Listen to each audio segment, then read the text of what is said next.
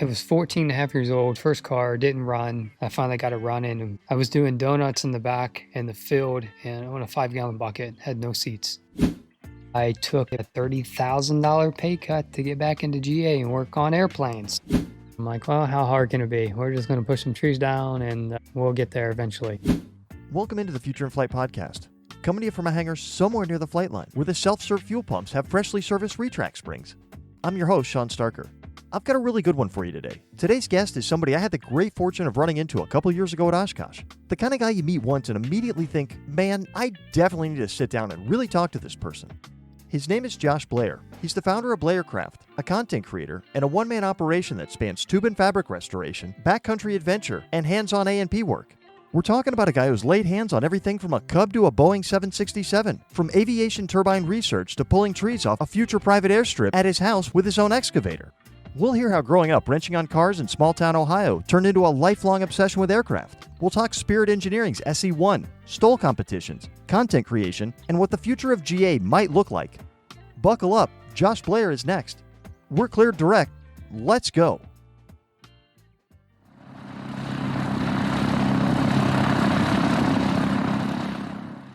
Awesome. What a great treat to be here with somebody that I had great fortune to meet a couple of years ago at Oshkosh and finally getting together to bring him on the show and just a guy that's bringing so much value because he's doing so much in the aviation space. I mean, Josh is just a guy that wears many hats, and we're going to talk about a lot of those hats today. So we want to welcome in Josh Blair. He's the founder of BlairCraft. Josh, welcome into the Future in Flight podcast. I appreciate it. It's a great privilege to have a few minutes here to chat with you.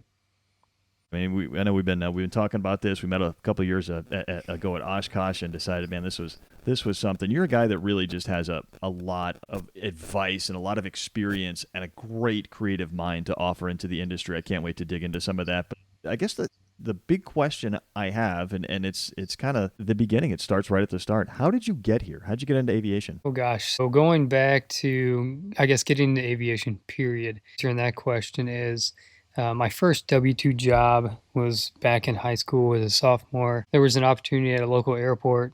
Just happened to be about 7 minutes. I don't know how many miles. About a 7-minute drive from my house to the airport. And as a sophomore in high school, I just got my license. I think it was within a week. Well, 7 minutes is a pretty close drive. That's pretty fortunate to be able to do that. And you mentioned driving. You're a guy who kind of was into cars a little bit first, and then got into aviation. My first car I got when I was 14 and a half, and that's really what got me into doing, I guess, restoration and attention to detail. Is I was 14 and a half years old, first car, didn't run, basically was sitting in a field, and I finally got it running, and basically we had an old farm, and I was doing donuts in the back in the field and on a 5-gallon bucket, had no seats. I actually had the car finished on my 16th birthday. I went out and got my license and then went back to school after that.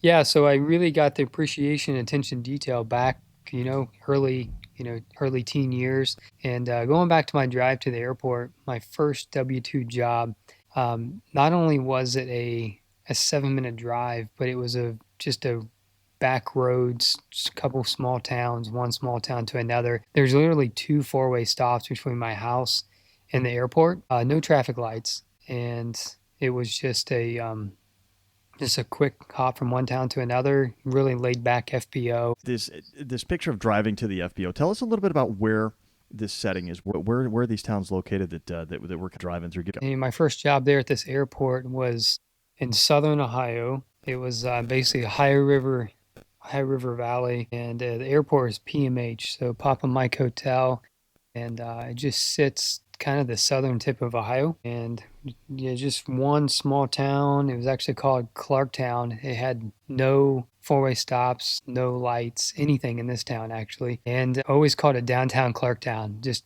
kind of as a joke. I mean, there was nothing there but a pizza shop and a muffler shop.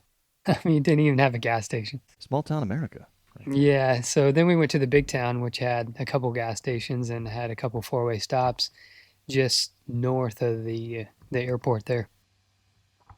To elaborate more on the question aviation, so I guess I got started there at FBO, and I learned to fly at 16 is when I soloed there. Probably about within a year working at the airport, I had soloed and was ready for basically my 17th birthday to finish up my private. How does this play into moving forward? Did you know, like, all right, I got my pilot's license and I want to be in aviation. I want to work here. This is what I want to do. Or did it take some time? I would say it took some time, I guess. After I graduated high school, I spent about 3 years there at the FBO, and I started my first year of college still working at the FBO, but I wasn't really sure what I wanted to, I guess, major in at the time. So I did just general classes first year. And then my second year of college, I moved to another college out of state. Well, I commuted out of state, Kentucky, and I did aviation management at the time. So I was definitely looking to pursue something in aviation at that time, but wasn't sure exactly what. Sure. That's kind of a starting point for a lot of folks. They go to the school, they just get a general degree in aviation, and then it kind of comes to them. You've worked on quite a number of different aircraft. At what point did you decide that you kind of like working on these aircraft? It's kind of like, is it like working on cars? I mean, what was the similarity and the draw for you? So number one, going back to attention to detail, when I was 14 and a half, I restored my first car. I mean, I clear coated under the hood. I put all new weather stripping. I had new carpet, 94 Camaro seats and 89 Firebird. I went through that thing and really developed and appreciate the detail. So that aspect in itself definitely translates and is really important to have as far as more attention to detail in the aviation world, the maintenance side of things.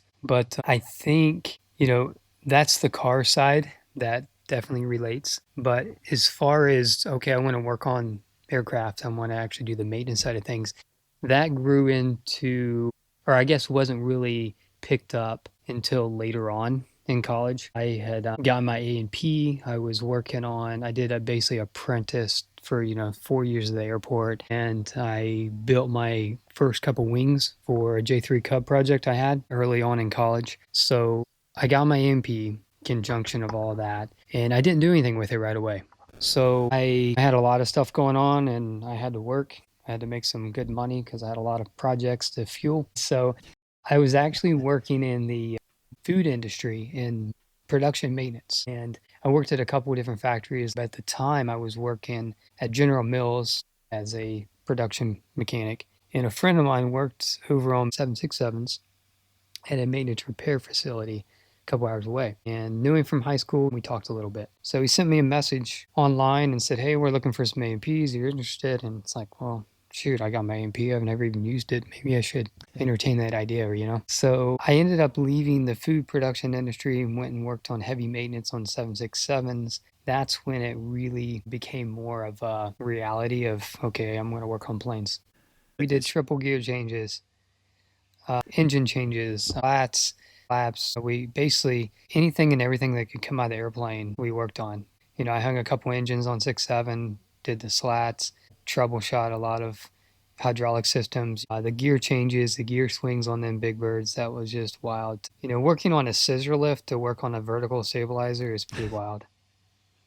Slightly different than a PA. What a diverse range. Do you ever sit back and look at your experience, your overall experience, and go, man, I've done a lot of things? I have, and we're just getting started. I want to fast forward for a few things to kind of capture kind of where I'm at today as far as my experience wise. So that's where I got in. I went from 6.7 and I actually landed a position at GE Aviation. It was a really awesome opportunity. I can't say too much what I did there, but I worked on some high profile aircraft engines that were similar to the 6.7. Moved into a position working on CF6 ADCs, which is a 50,000 pound thrust engine that you would find on a 6.7, 4.7 or similar.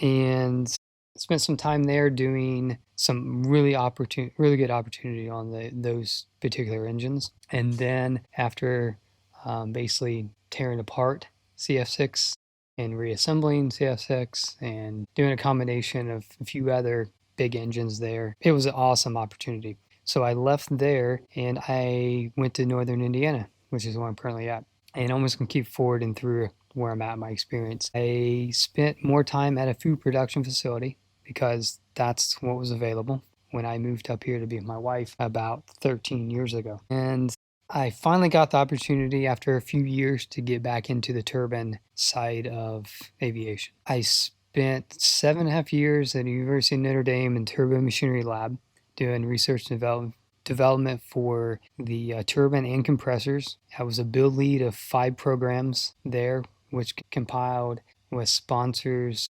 vendors, or I guess customers, and was GE Aviation, which was kind of cool to do R&D for a company I used to work for. And also did Doosan Heavy Industries out of South Korea. Did a couple programs for Pratt Whitney, and it was a great experience. I mean, I just got to work with some aviation, some non-aviation related, but it was all kind of, it was turbine stuff. So that was a great opportunity. And like I said, I led 5 programs as a build lead, and that was just awesome. So after getting to that point, 7.5 years later, I was really missing GA.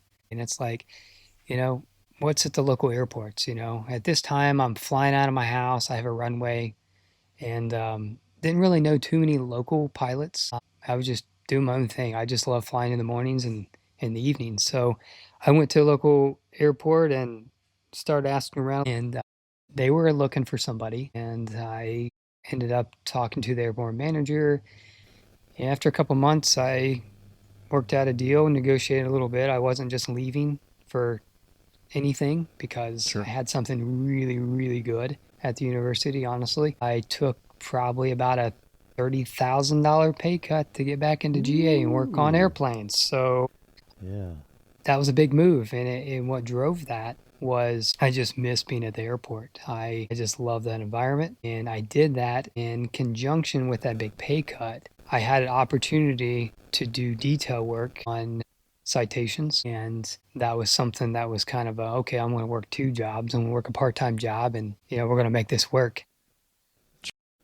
So going back real quick, part of my experience, detail. I actually started a company in college called Top Flight Detail. I did interior plastic painting and aircraft exterior detailing, bright work, waxing, polishing, all the jazz. So I picked that business back up as a part-time gig while I was working full-time now as an A&P after leaving the university. I wasn't planning on leaving as soon as I did, but I got my IA after I was back current for a while, full-time. I left shortly after that. That was not the plan, but things kind of fell that way. Today I'm doing aircraft restoration. So doing some annuals, but I'm really focusing on today of doing more and more this tube and fabric restoration of these old Pipers or similar. Some of these birds need your attention, Josh. It's always said that you don't own an aircraft, you're simply the caretaker of it, and here you are making sure that these old aircraft are out being able to be cared by. Tell us a little bit about the difference. I mean, it's obviously a difference between the 767 and working on an old Cub or an old old Warrior or something, but tell us from your perspective, like, what is that difference to you? Yeah, so when I walk up to something like the 6.7, I mean, it's quite the machine. There's a lot going on. First thing I think of is all the systems, the redundancy of the systems, the hydraulic systems, the slats, and just all the stuff that is required for takeoff and landing. There's a lot of it's not just okay on a Cessna or an old Piper, you just notch a flaps, okay, it's done. It's like a cable or a push rod. So there's so many. I just think of the difference of all the electronics and the hydraulics. There's, all the cannon plugs. There's all the fittings for the hydraulic lines. There's just a lot of systems that work together on something like that compared to the simplicity of an old Piper where you would have, a cable or a push rod. The old airplane's almost like one system of all the systems in a 6.7. And I mean, I guess that's my first thoughts, as a mechanic. That's kind of paints the picture a little bit there. It's a great way to look at it. You mentioned all the components of a 767. All I can think about is a Johnson bar, and how far we've come from a manual flap. Yeah, and one thing about the 6.7, they're so big. I worked on them so long. Well, I say so long. I worked on them every day for like a couple years. And when I saw a 737, it's like, oh, that's the little guy. you know? It's just honestly, and I would see a 757, the narrow body, and it's like this thing's a pencil. It's like it's so weird because I worked on a 757 a little bit. It was one of the Google owned jets, and it was for a lot of the corporate officers. They would travel on that, and it wasn't even their fancy jet. It was just the skinny one. Let's take a quick break from this conversation to tell you about one of our wonderful show supporters. Here's something every pilot knows. Finding sunglasses that actually work with your headset is nearly impossible. That's why I'm super excited to tell you about Flight Sunglasses, our newest show supporter. Flight gets it. They're made by pilots for pilots using wafer-thin carbon fiber, the same material we trust to build our aircraft. No more broken headset seals. No more pressure points. Just crystal clear vision and all-day comfort, whether you're in the cockpit or on the ground. Head over to flight.aero and join their mailing list for $20 off your first pair. That's FLYTE.aero. Sunglasses designed for pilots, worn by everyone. And now, back to the conversation. There's a noticeable difference between the 777, the 76, and then the 73. And then you get down to the Piper. These great little GA aircraft that are so accessible. Let's talk about another aircraft that's accessible, and one that you've had a little bit of success with in your content creation. You've got some of these great videos about the Spirit Engineering S1. Great little aircraft. Tell us about what drew you to make content about that aircraft.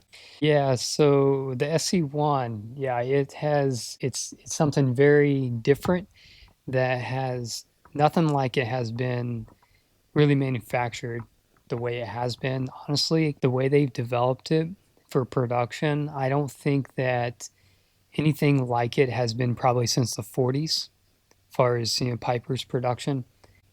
That plane has stood out, I think, because of the price tag for a new airplane these days is at least way more than double the price of this one, and the efficiency of it. So to be able to fly 2 gallons an hour or 100 miles an hour on 2 gallons an hour, and to buy an airplane and fly it home and not have to build it for under $100,000. I mean, the price tag $69,500.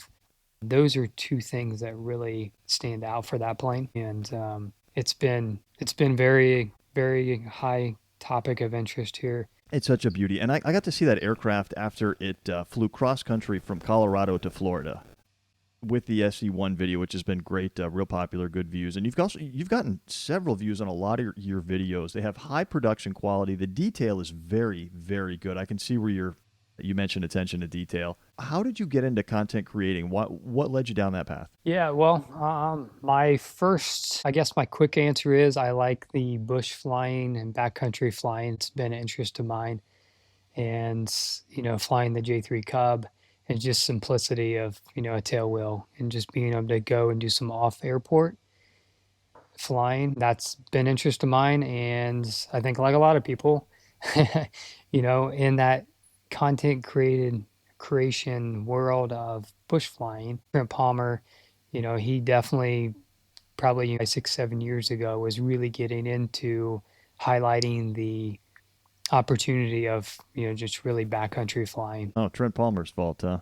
Yeah, it's Trent Palmer's. I blame it on Trent Palmer, but I started doing some video and it's like, well, I want to share what I'm doing. So I kind of dabbled in it a little bit. And then I decided, I do maintenance. I have other things to share. So I'm going to do kind of a mix of, events I go to and show some projects. And it's been kind of, in a way, helpful as far as moving along on some projects and being able to share them with other people. And I guess that's really how it kind of came together. And then now it's a little bit of flying, a little bit of maintenance and events. And John Deere's. I love it. One of my favorite videos, and a video that's so interesting is like you're talking about building your own runway. You're talking about using an excavator and putting in a runway. That's mind blowing to me, Josh. Yeah. If somebody asked me how to put in a runway, I wouldn't have a first clue about where to buy a piece of property and how to go about that. What were you thinking? Yeah. So fortunately, I have property here that's usable. It's barely usable, but it's usable for a tail wheel and that kind of aircraft. But my father-in-law, he has several acres behind us, so I was able to basically pick and draw out and extend the property I would need for the runway. And I've had a lot of help. I also purchased an old excavator that I have been using to help at least get rid of the bigger trees. And I thought, well, how hard can it be? Just sit there about an hour away. So got an old excavator for the big trees. My father-in-law has other equipment to help out. So I decided, yeah, we're just going to start chipping away at it. And eventually I'll have a 2,600 foot strip, which is still in the process, but is closer. I'm mind blown by this. I'm totally invested because where I'm at, I can't even fathom, Josh, what it would take to get a runway on my property. Even going somewhere and getting property, I don't even know where I would do that. I love the variety that you have in your channel. What do you have coming up? What's next? Yeah, so right now I picked back up on I had kind of a pause on it for a while, but the PA-16 Clipper, that is the current project that's on the tail end. That's personal project anyways, that's getting wrapped up. I had some tubing repair to do. We had some frame issues that were uncovered during installing the new landing gear. So the Clipper, which also known as STOL-ish, is being wrapped up, hopefully here in the next couple months. I'd be totally remiss if we didn't mention a mutual friend of ours, and that is STOL Queen, Anitra Goddard. Just an incredible individual around the STOL competitions. You see her at so many of these events. Like High Sierra, tell us a little bit about your experience going to some of these great STOL events. My first event, I went to the High Sierra fly-in. I decided I was going to drive. It's California. It's 29 hours. Let's just make a road trip, right? So I say we make a road trip by myself and I. And so I drove my Honda Accord Cross Tour, 29 hours one way, and went out to the High Sierra fly-in and did the camping and watched the STOL drag event, which was awesome. Really enjoyed that. I'd never been in that kind of country before. So just taking all the landscape in, and then the camping and the STOL drag, all of it, the racing was just awesome experience. STOL is just becoming such a popular thing for great reason, because anybody that's been knows what the community is like, knows what the sport is like. It's super exciting. Now, if people want to follow along, they've heard all of this cool talk about your channel. Where do they find you? Yeah, so BlairCraft over on YouTube, BlairCraft, you're going to see finishing the completion of the STOL-ish Clipper, which is going to be a hot rod, 160 plus, probably about 180 horsepower with shock monster gear, slats, 3-blade carbon fiber prop. We'll just leave it at that. So BlairCraft, you'll be able to find the completion of the Clipper, and then also upcoming events this year, Oshkosh, and there is another project coming on after the Clipper. It is a 1967 Mooney M20E, which will be a complete restoration down to every rivet inside out. Whoa, really? Yes. That's and that is a 50% partnership. A friend of mine, he's going to be working with me on that, and he'll be getting his private license. I don't know if he'll be in the Mooney or something similar, but that's a joint project. Nice to have the old Mooney breathing again. That's such a great aircraft. Cirrus before Cirrus came along really was the Mooney. I plan on having it. I don't know what year. It would be nice, maybe 2029 or 2030, to have it sitting where that Mooney sit in front of Lycoming booth at Oshkosh. That is the plan.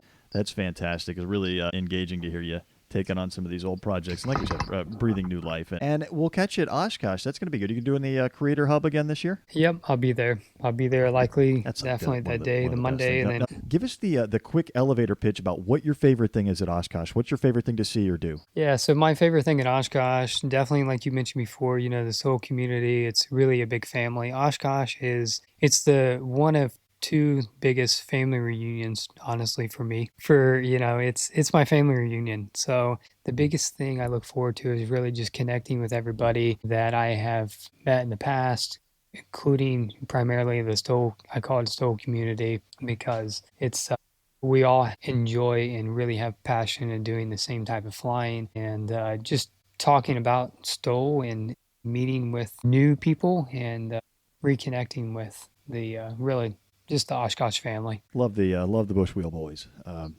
Great time. Anytime they get together, I'm looking forward to seeing them here shortly at Sun and Fun. Corey Robbins coming. We've got Levi Nogas playing guitar over at the island. It's going to be really exciting. And of course, the centerpiece of it all is the Bushwheel base camp there and the STOL Invitational at Sun and Fun. And so that community is going to be there, and then traveling up to Oshkosh, where we get to reunite with Josh Blair, BlairCraft, and hear some of these great stories. Maybe we'll get an update on the runway down the line at Oshkosh.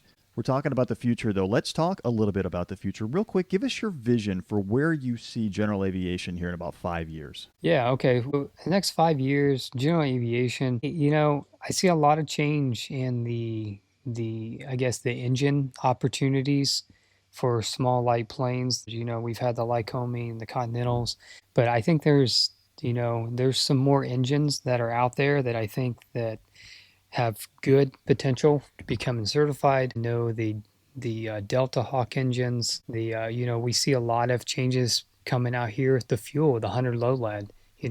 There's a lot of stuff that's going to be, I think, shifting in the fuel opportunity or fuel availability. And, Sure. I think we're going to see a big change, I guess, in engine opportunities, selections that are available, and the fuel. I don't know exactly what that looks like, but I think it's going to be a good shift to where we are today in those two categories. Fantastic answer. Thank you for bringing that and unique answers, too. Really haven't had somebody dig into it from that perspective yet. Now, I've got 3 fun questions, and I'm super excited. I've been waiting to ask you these. Are you game? You got about a minute left? Yep. Yeah, shoot. Yep, sounds good. Yeah. You mentioned earlier working in food production maintenance. What is your favorite in-flight snack? Gosh. One snack that just came to mind here, I had a 172 that I flew from Indiana back to Ohio when I was commuting, and there was these Amish donut holes that they were by Rise and Roll, and they were basically like a powdered donut hole with like caramel in them. So I guess a powdered donut hole from Rise and Roll Donuts in Shipshewana, Indiana. On my way, brother. I'm calling 60 Alpha. We're going to get the Cherokee 6 and fire over there, man. That is my kind of stuff right there. Really unique answer. First time I've ever had an Amish donut hole on the program. I got to check that out. Sounds you sold it. You sold me. Okay, next question. If you could fly any aircraft, what would be your dream aircraft to fly? Gosh, I don't really think of a fast airplane. I love the simplicity of aircraft. And gosh, I would say, man, I don't know if I had to pick a new one, but I really love simplicity of the J3 Cub. I really do. But if it wasn't something I've already flown, I would say, man, that's a really tough question. But I don't know why. There's just so many awesome ones to pick from. I guess my next thought is some type of a radio. Here recently, a friend of mine has a Howard DGA, I think 6. So I would say something other than simplicity, the J3 Cub, something that I would love to fly would be like a kind of like a Cadillac in the skies with a big radio engine, like a Howard DGA. Yeah, I'm definitely with you on that. And everybody can hear you coming. There's no mistaking. The Howard DGA, the Howard DGA is just really roomy. It's almost like a living room with a little love seat couch in it, and the big radio engine, and it's just a great combination. Sounds pretty attractive to me. The swoop down, pick me up, and we're headed for some powdered donuts, some Amish donut holes, man. You are selling a dream here, Josh. First time I've had a Howard mentioned. Classy aircraft for a classy individual. If you could take anybody flying with you, who would ride right seat? Well, I don't know. Let me think here. My wife doesn't like flying, so she would rather just hear about it and see some pictures. So, gosh, I would just say a good friend of mine that likes to fly with me. I know a friend of mine, John, he likes to go camping, and another friend of mine, Steven, he likes to go airplane camping. So I would say one of them, a friend of mine that would like to go on a cross country that would really enjoy it. And with the Howard, you got room. You got a little bit of a useful load in that thing. So yep. You've got so enough if we're room thinking, in it. like a not a friend, someone that if I could pick someone I don't know, somebody I would like to meet maybe and to go flying. They don't have to be alive. Can be throughout history. Yeah. Okay. All right. I would say Bob Hoover. I would take Bob Hoover on a right-hand seat and a DGA, Howard. How about that? There you go. I'll bring the iced tea, and we'll stop for the Amish donut holes. Sounds good. And just a great pick. Bob Hoover, obviously going to be a great conversationalist. Such a classy guy. The Howard is classy. You, sir, are classy. Josh, you've been awesome with all your answers. I really appreciate you getting deep and going beyond the surface level with those. Yeah, appreciate it. It's been good. It's nice to, I never know what answer I'm going to give, I just never know. I mean, just where my mind goes, and it can kind of go a lot of places, and I love what's came to mind today. It's been fun. And that is Josh Blair, founder of BlairCraft, ANPIA, backcountry dreamer, and vintage aircraft custodian. What I love about conversations like this one is the reminder that there's no single path into aviation. Josh started at an FBO in Southern Ohio 7 minutes from his front door and followed the thread from J3 Cubs and 767s to turbine R&D at Notre Dame to pulling stumps off his own runway. If that doesn't fire you up about what's possible in this industry, I don't know what will. Go check out Josh's work over on YouTube at BlairCraft. The PA-16 Clipper restoration is wrapping up, and that Mooney project is just getting started. You don't want to miss what's coming. Before we go, a big thank you to Flight, an incredible supporter of this show and a brand that truly believes in building the next generation of aviators. We're grateful for the partnership and love the sunglasses. Check them out at flight.aero and tell them we sent you. And hey, if this show means something to you, the best thing you can do to help us grow is subscribe wherever you get your podcasts and take 2 minutes to leave us a review. Every single one matters, and every one helps a new aviation enthusiast find their way to this community. Thank you for being here. Thank you for being a part of the future of flight. We'll see you out there and up there.